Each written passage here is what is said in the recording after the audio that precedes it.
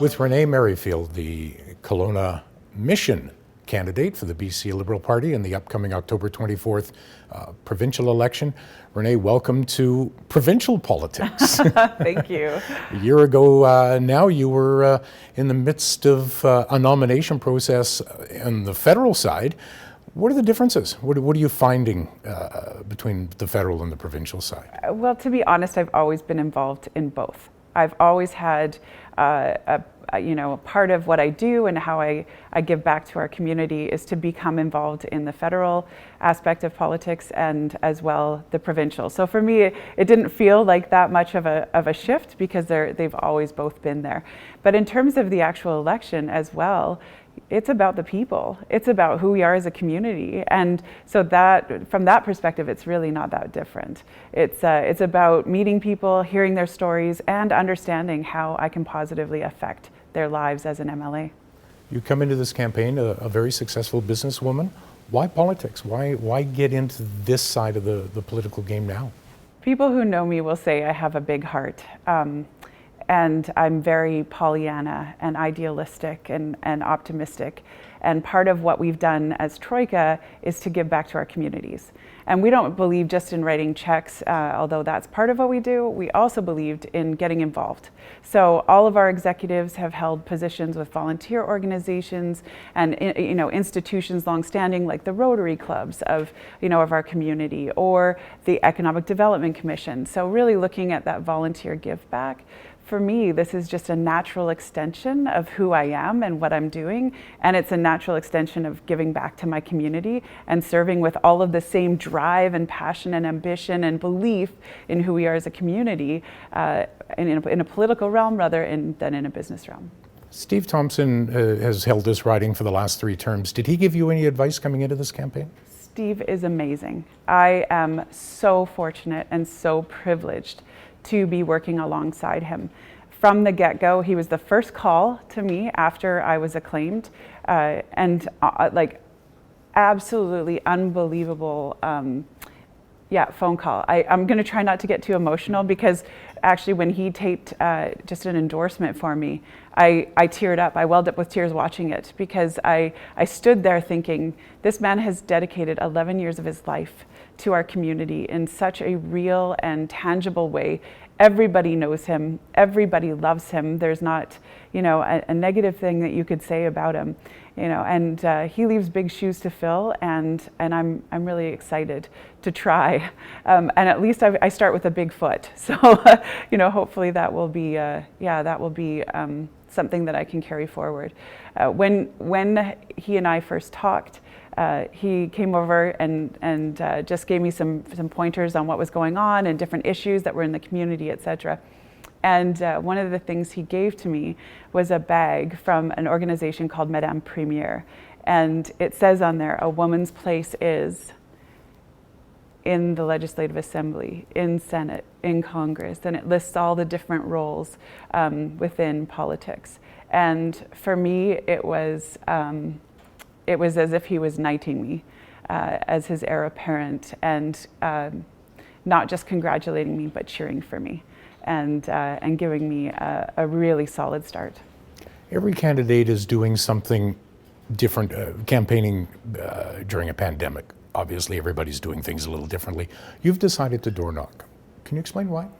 Well, we've done door knocking because I'm an unknown entity within our community from a political standpoint. So really just trying to get people a voice and go to where they are, which is a lot of people are still inside of their homes. We are also doing a lot of phone calling because for those that don't feel comfortable coming to their doors, and honestly, sometimes the pandemic, protective gear looks more, daunting than anything else. So, coming masked and gloved and with Ziploc bags, etc., is a little bit daunting. So we've definitely been calling as well, just to try and give voice to the people within our community. Through this campaign, everything seems to pivot back to the pandemic, back to COVID-19, whether it's the economy, healthcare, education, infrastructure, etc.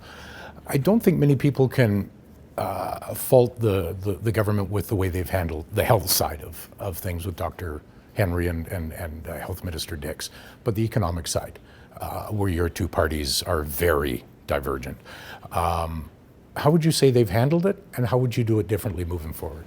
Well, I want to commend, and I'm going to clarify something that you said there, by the government has handled the pandemic health side well.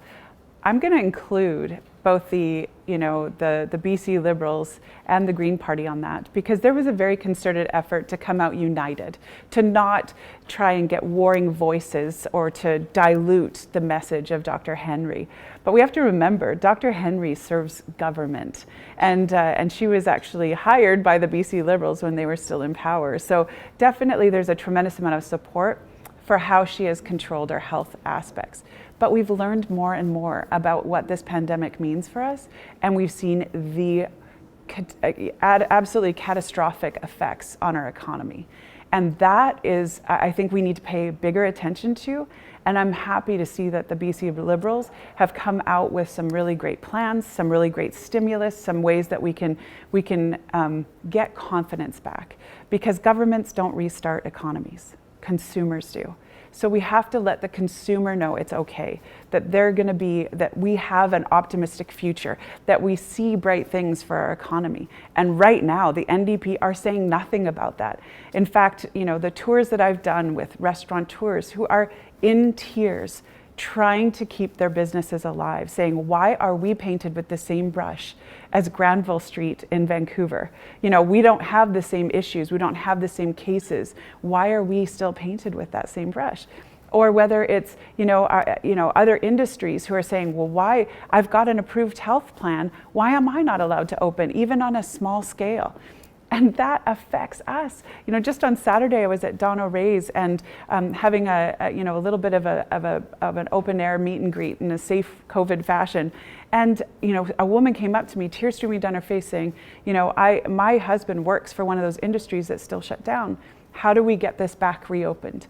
And I thought about the same conversation I'd had with one of our industry leaders, and he said, for every one person of capacity, I can have one job.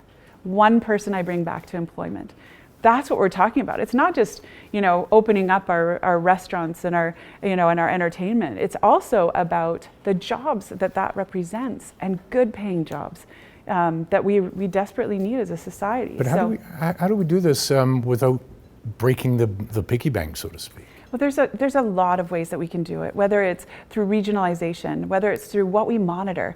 Rather than monitoring just cases, monitor hospitalizations, monitor deaths, making sure that is the line that we're keeping flat, regardless of the caseload that we see within our society. Whether it's looking at regional aspects and saying, we'll open, but you have to be ready to close if we see any hotspots that take place. There's a thoughtfulness that I think the BC Liberals will attack this with that we have not seen from our NDP counterparts. Locally, Kelowna Mission, talk about the issues there. What will you bring? Well, there's definitely the tourism and the agriculture, which completely were omitted from the NDP plan that was announced the week before the writ dropped. So there's definitely that. And we've come out loud and proud and strong behind our tourism industry. But then the PST, that's going to be a big one. And it means a lot for every aspect of the Kelowna Mission riding. Everything's going to go on sale if the BC Liberals take government. That's an incredible thing. And it's something that the Small Business Roundtable has been asking for from the NDPs, and the NDPs have completely ignored. So we're looking to really stimulate things in a short term, a midterm, and a long term capacity. I'll give you one chance. Look in the camera, look at the constituents of Kelowna Mission, and give them your best pitch. Hi, I'm Renee Merrifield, and I'm running as the BC Liberal candidate for the Kelowna Mission. I would be honored to have your vote, and I promise that I will work hard and diligently to bring your voice and be your representative in Victoria. Vote on October 24th. Renee Merrifield, BC Liberal candidate, Kelowna Mission, October 24th. Good luck. Thank you.